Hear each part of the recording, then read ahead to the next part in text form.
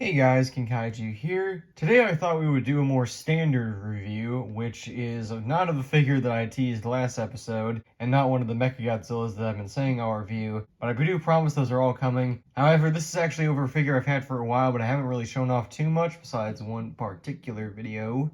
And that, of course, is the Titanus Warbat. Also known as Titanus Nezuki for a while, this is the mystery kaiju that appeared in Godzilla vs. Kong. This guy is kind of a weird one because it kind of appeared out of nowhere in the movie. However, it is still one of my more favorite creatures that appeared in that film and probably one of the better aspects of it, I think. In fact, in my opinion, I think the entire Hollow Earth sequence was a very, very nice scene. The Warbat here is a creature that I would love to see return in future projects due to how cool it actually looks. And while there is some issues with this figure that we'll get into, definitely think Warbat's a very cool kaiju on its own. However, let's start off with details so I can go a little bit more in depth with that. Now, as you can see, this guy is fairly nicely detailed, especially for a Playmates figure. Now, while the Godzilla vs. Kong line isn't too well known for their detail, they are definitely more well known for being better than their Toho line. Or at least back then they were. Nowadays, their Toho line is actually a little bit better than most of the legendary figures they put out.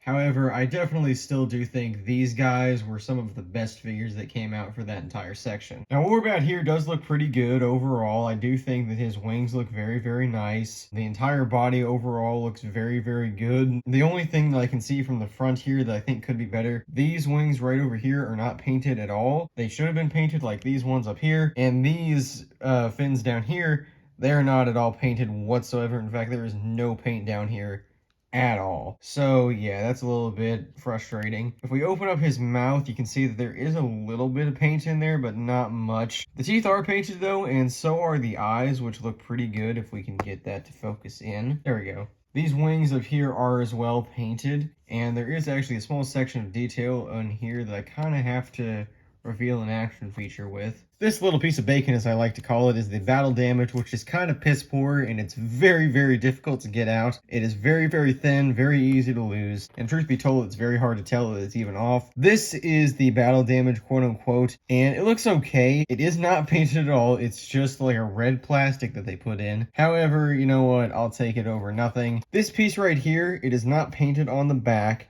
However, for what small part of it is painted, I will take, and we'll put that back in so we don't have to remove it anymore. Putting the Warbat back down, there is one small issue that I will also address. The back of the figure is not at all painted. There is nothing back here. Fairly cool from the front. If I can get the lighting to kind of shine off from right, you can really see all those nice painted parts. And the detail is pretty okay too. Nothing really that special, but still, for a Playmates figure, pretty good. After that lengthy detail section, we'll go into the articulation, which is pretty good as well. The wings can move, both of them. They are on hinge joints, and they are actually pretty easy to remove. In fact, if I'm not mistaken, one of them actually comes pre-detached. And yeah, like that, you can tear them off, you can tear both of them off, so it's just a big snake with weird little fins on it. I'm actually going to take those off for now because this does make the articulation section a lot easier. The mouth can move as shown earlier. This section right here can move. There is an articulation joint that can go all the way around. And then the tail can also rotate. Now there is parts of the figure where it does line up. However, personally, I like to try and get it as tall as I possibly can, like this, and then we're gonna have the struggle of putting the wings on because it totally screws up the entire balance of the figure, but we're gonna see if we can get it to where it actually does okay. And well, this wing comes off a little bit easily, as you can see. And look at that, it actually stays, so that's good. There is a little bit of a balancing issue. You do need to get it just right. However, it's not really that big of a deal. And obviously, since we're moving it to the side, this means sizing time. First one that I've kind of previously showed off, but not reviewed yet, which is the Playmates Mechagodzilla. Now, at full height, they're about the same. They can kind of look eye to eye. Now, while these two never did face off in the movie, these guys do look pretty good next to each other. I immediately am reminded of Terror of Mechagodzilla when I see these guys next to one another, because Nezuki or Warbat here looks a lot like Titanosaurus, And of course, Mechagodzilla is, well, Mechagodzilla. So I can see these guys being used to recreate that in some way, shape, or form, which is pretty cool. Now, I do not have the Playmates Godzilla vs. Kong Godzilla action figure, but what I do have on me, at least, is the Bandai Creations 1968 Godzilla, which I believe is the Destroy All Monsters iteration. This figure is quite tall. This is one of the bigger Godzilla figures that I have. However, next to Nezuki here,